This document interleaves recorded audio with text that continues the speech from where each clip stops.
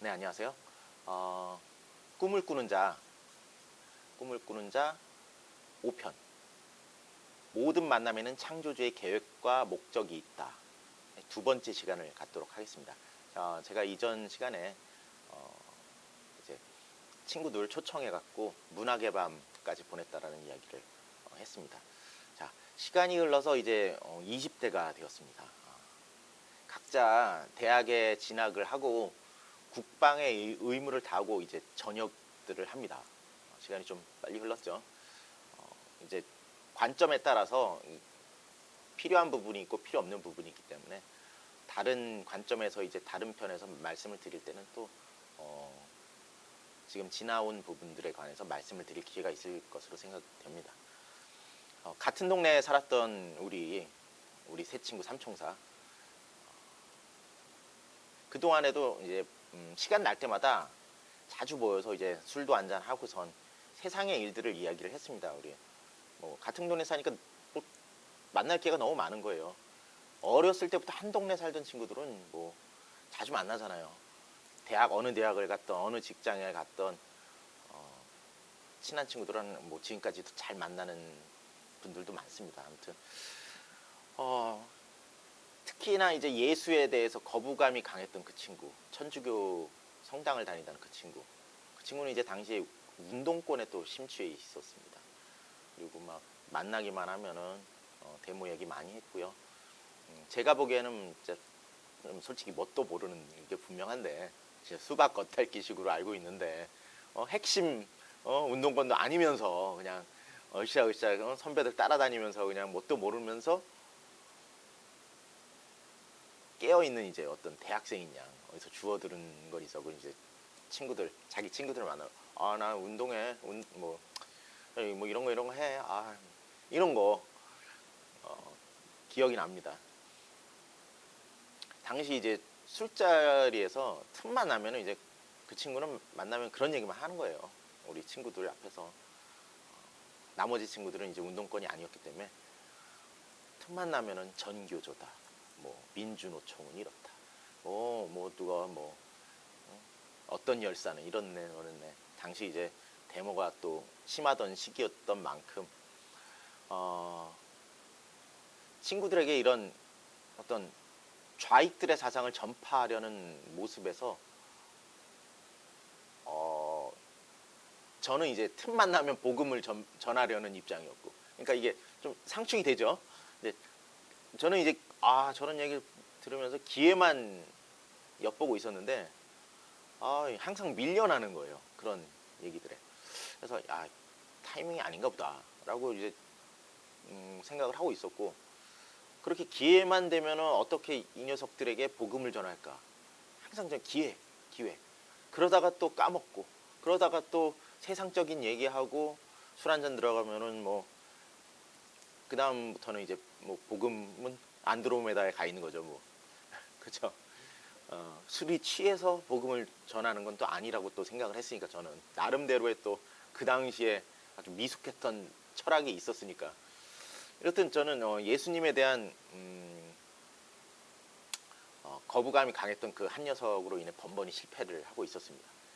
그렇게 예수라는 이름에 거부감이 강하던 녀석은 신기하게도 천주교 성당생활은 또 열심히였어요. 천주교는 술하고 담배를 또 금지를 하지 않잖아요. 기독교도 금지를 하지 않는 건 아닌데 기독교는 아무튼 대놓고 안 하잖아요. 몰래 숨어서 하지. 개신교는, 우리 교회는 말이죠. 하여튼 성당생활 굉장히 열심히 했던 친구인데 중고등부 교사로도 또 봉사도 했었고요. 저는 그 녀석을 보면서 생각하기를 성당에서는 예수를 악당이라고 가르치나? 이런 생각까지 들 정도였어요. 너무 교회를 적대시하고 예수를 미워하니까 천주교엔 예수가 없나? 마리아만 섬기나?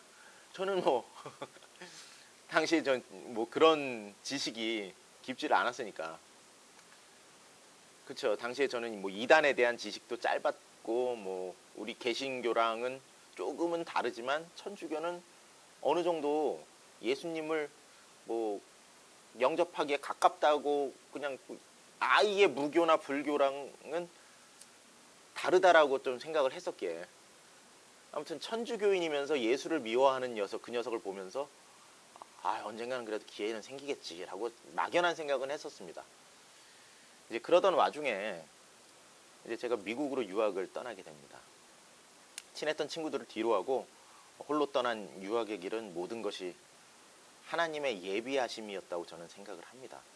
앞선 영상에서 말씀드린 대로 저는 원래 익숙했던 곳을 떠나 새로운 곳으로 떠나는 것을 상상도 해본 적이 없던 사람입니다. 저는 익숙하던 것만 좀 좋아하던 사람이에요. 엄청 보수적인 사람인 거죠. 그런 제 마음을 자극해서 떠나게 하신 것은 제 인생의 가장 큰 사건 중에 하나였습니다. 이제 생각해 보니까 믿지 않는 친구들 사이에서 분명 허송세월 하면서 지낼 그런 저를 아시고, 좀 약한 마음의 저를 아시고, 이거는 일종의 격리를 해야겠다라고 생각을 하신 것 같아요, 하나님이. 그리고 신앙 성장의 어떤 새로운 판을 만드시기 위해 저를 다른 스테이지로 인도를 하셨다고 저는 확신이 듭니다. 그렇게 떠나고 약 1년이 지났을 때입니다. 어느 날 이제 메신저에서 친구 한 녀석이 이제 말을 겁니다. 평소에 이제 예수님에 대해서 거부감을 보이고 이제 했던 그 천주교 친구, 그 친구가 아프다는 겁니다. 그래서 어디가 아프냐? 뭐 그냥 물어봤죠. 그냥 감기 걸렸나? 뭐 그랬더니 좀 심하게 아프다는 겁니다. 병명이 백혈병이라고. 처음엔 장난인 줄 알았어요. 근데 시간이 지나면서 아프다는 녀석은 이제 메신저에도 잘 안 보이고, 간혹가다 전화를 하면은 전화도 안 받고. 그 당시만 해도 이제 전화 걸기, 전화비, 국제 전화비가 비싸다 보니까 전화 카드를 한인마트에서 사서 했는데 전화 연결이 잘 안 되는 겁니다. 병원에를 자주 다녔던 것 같아요. 입원도 하고.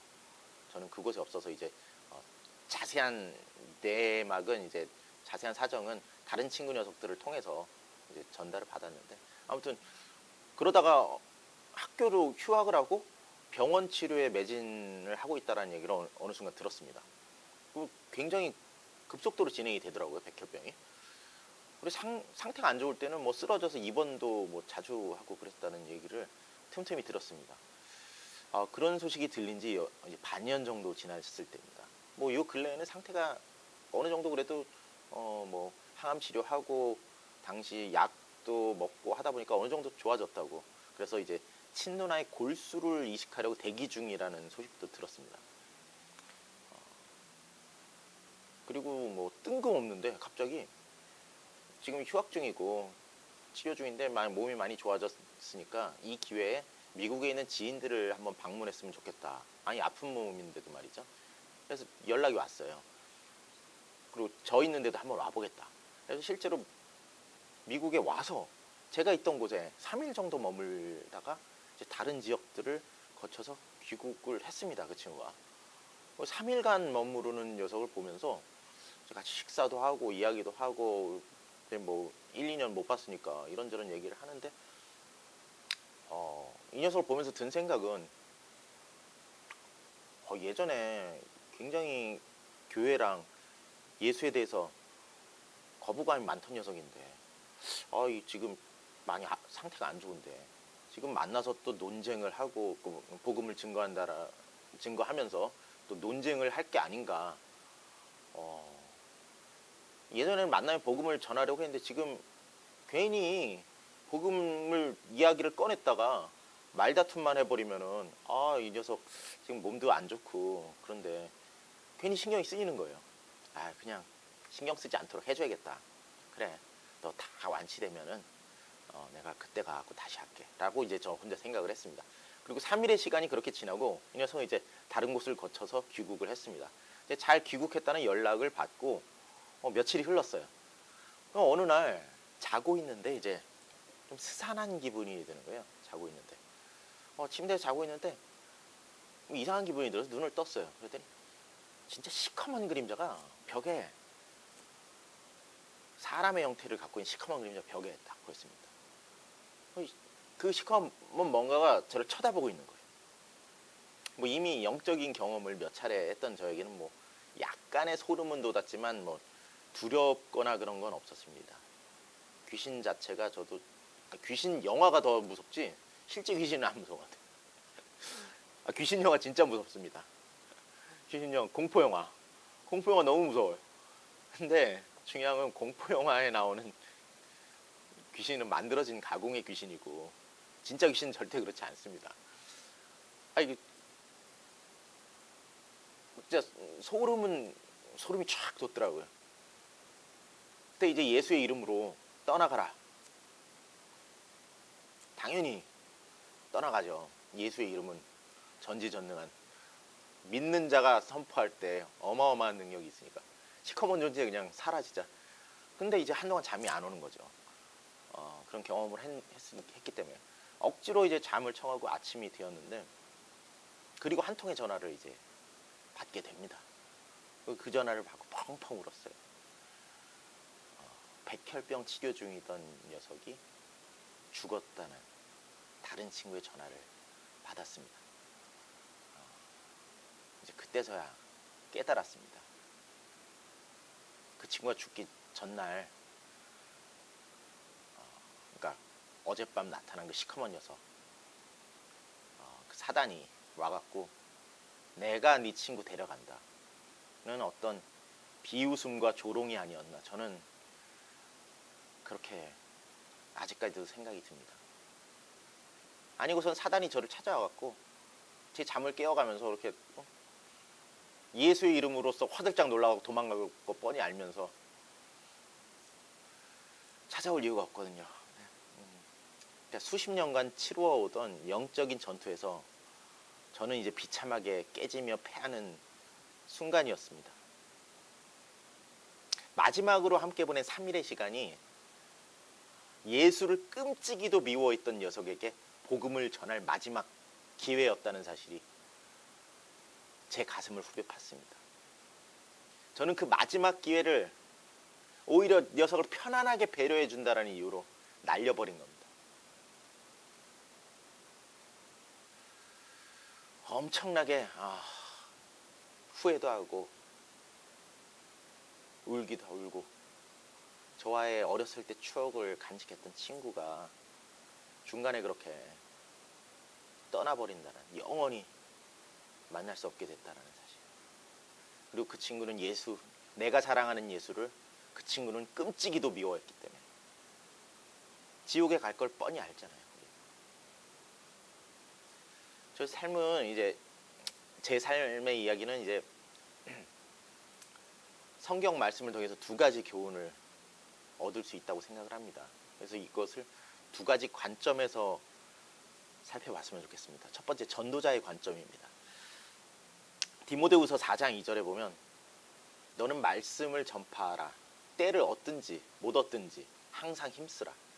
범사에 오래 참음과 가르침으로 경책하며 경계하며 권하라.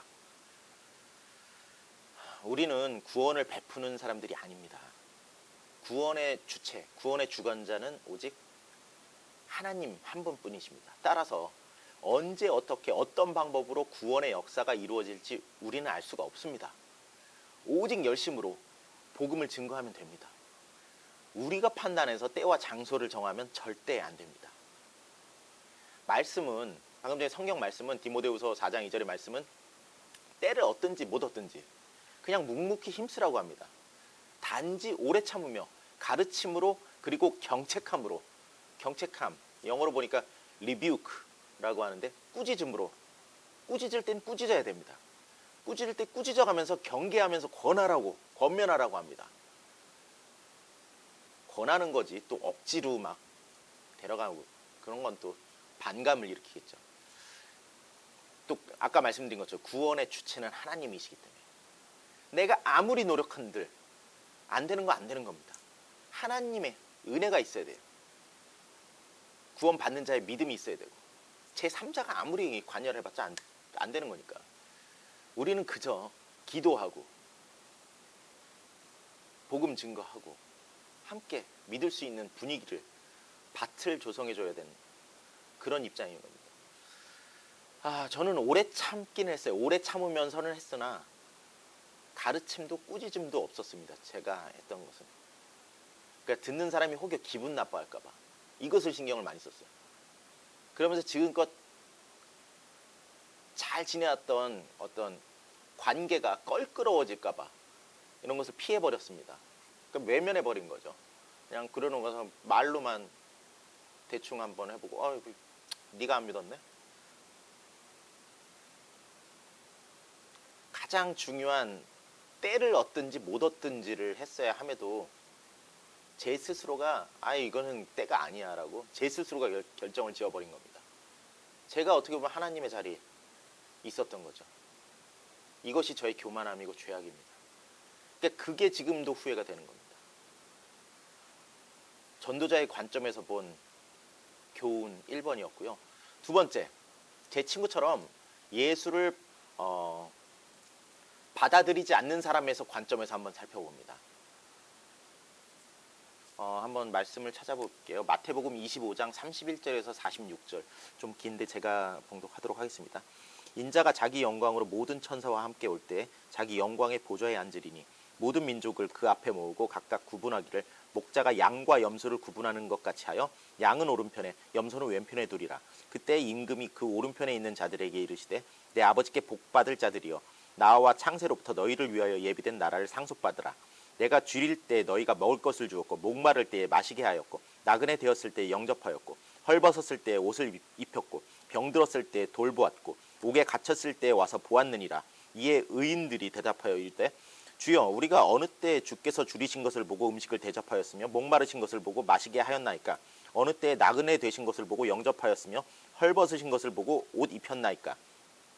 어느 때에 병드신 것이나 옥에 갇히신 것을 보고 가서 배웠나이까 하리니 임금이 대답하여 이르시되 내가 진실로 너희에게 이르노니 너희가 여기 내 형제 중에 지극히 작은 자 하나에게 한 것이 곧 내게 한 것이니라 하시고 또 왼편에 있는 자들에게 이르시되 저주를 받은 자들아 나를 떠나 마귀와 그 사자들을 위하여 예비된 영원한 불에 들어가라. 내가 줄일 때에 너희가 먹을 것을 주지 아니하였고 목마를 때에 마시게 하지 아니하였고 나그네 되었을 때에 영접하지 아니하였고 헐벗었을 때에 옷 입히지 아니하였고 병들었을 때와 옥에 갇혔을 때에 돌보지 아니하였느니라 하시니 그들도 대답하여 이르되 주여 우리가 어느 때 주께서 줄이신 것이나 목마르신 것이나 나그네 되신 것이나 헐벗으신 것이나 병드신 것이나 옥에 갇히신 것을 보고 공양하지 아니하였더이까? 이 임금이 대답하여 이르시되 내가 진실로 너희에게 이르노니 이 지극히 작은 자야 하나에게 하지 아니한 것이 곧 내게 하지 아니한 것이니라 하시리니 그들은 영벌에 의인들은 영생에 들어가리라 하시니라. 아멘. 예수님의 심판의 날을 보여주고 있는 장면이죠. 주께서 심판의 날에 모든 사람을 양과 염소로 나누어 양은 오른편에 염소는 왼편에 가르십니다. 오른편에 있는 양들은 줄일 때에 먹을 것을 주었고 목마를 때에 마시게 하였고 나그네 되었을 때에 영접하였고 헐벗었을 때에 옷을 입혔고 병들었을 때에 돌보았고 옥에 갇혔을 때 와서 보았다는 것입니다. 반대로 왼편에 있는 염소들은 어땠습니까? 주께서 줄일 때 먹을 것을 주지 않았고 목마를 때 마시게 아니하였고 나그네 되었을 때 영접하지 아니하였고 헐벗었을 때 옷 입히지 아니하였고 병들었을 때와 옥에 갇혔을 때 돌보지 아니하였다라는 것입니다. 자, 어떤 사람들이 이 말씀을 보고 자꾸 행위의 문제로 인식을 합니다. 행위, 선행을 주님한테 그리고 주님께서 내 옆에 소자한테 이거 한 것이 곧 나한테 한 것이다. 그러니까 선행을 해야 된다. 선행을 한 것과 안 하는 것으로 지금 영벌과 천국과 지옥을 나누는 게 절대 아닙니다. 이거. 이 말씀의 핵심은 상황이 어떠했던지 간에 주 예수 그리스도를 영접했느냐 영접하지 않았느냐에 있습니다. 줄이고 목마르고 나그네 되었고 헐벗고 병들었고 옥에 갇혔을 때 등등 모든 상황이 임한 가운데 어느 한 사람을 통해 주님이 필요하다고 말씀을 했는데 과연 그 사람의 말에 반응을 해갖고 주님의 복음을 받아들이고 주님을 영접했느냐 이겁니다. 이것이 핵심입니다. 반대는 분명하죠. 주를 영접하지 않은 사람들은 어찌 됩니까? 상황이 어떠하든 예수 그리스도의 복음을 반응하지 않은 사람들은 어찌 됩니까? 41절에 명확히 나와 있죠. 저주받은 자들아 나를 떠난 마귀와 그 사자들을 위하여 예비된 영원한 불에 들어가라. 그렇죠? 상황이 어떠하든 예수 그리스도를 영접하지 아니하는 사람들의 결말은 영원한 불구덩이, 불지옥행입니다. 아쉬운 점은 이거는 마귀와 그 사자들에게 예비된 데인데 믿지 않았기 때문에 따라가는 거예요. 왜냐?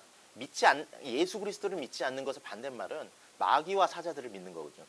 예수 그리스도의 자녀, 하나님의 자녀, 반대말은 마귀와 사자들의 추종자들입니다. 딱 둘밖에 없어요. 중간 없어요. 회색지대 없어요. 앞선 영상들에도 말씀드렸지만 중간이 없어요. 자, 우리가 때와 장소를 가리지 않고 우리 친한 지인들에게 복음을 증거해야 하는 이유가 여기에 있습니다. 함께 천국에 들어가야 합니다. 버스 떠난 다음에 손 흔들어 봐야 아무 소용 없습니다. 후회하지 않는 사람들이 되셨으면 좋겠습니다. 시청해 주셔서 감사합니다.